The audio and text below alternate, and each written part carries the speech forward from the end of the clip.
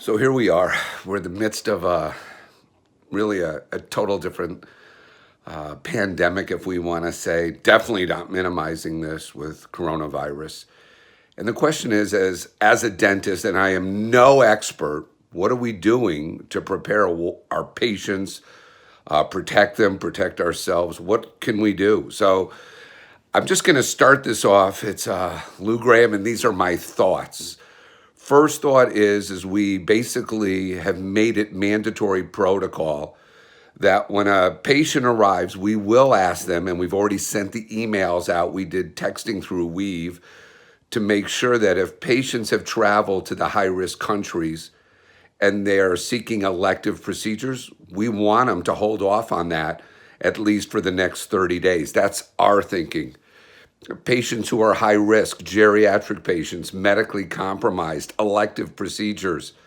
Again, we'd rather them postpone these treatments.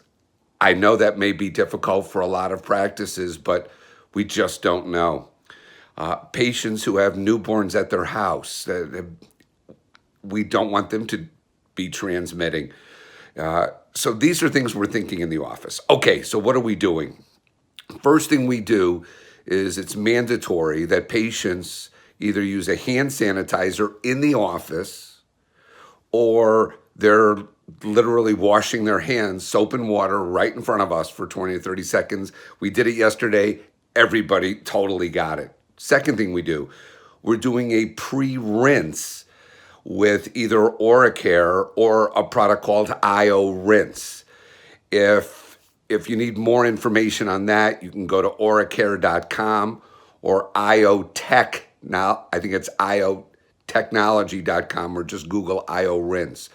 One is an activated chlorine dioxide, and the other is a molecular iodine product.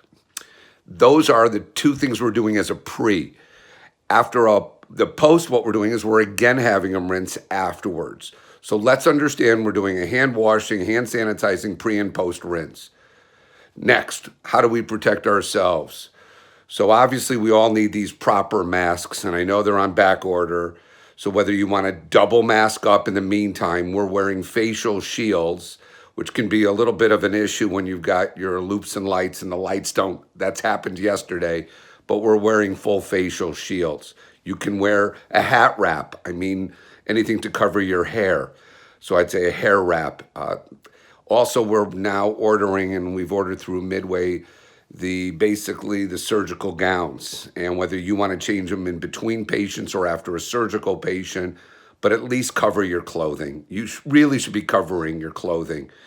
And then another tidbit that I would absolutely do is when you get home, just throw your clothes obviously in the washing machine. It's almost nightly, and take a shower.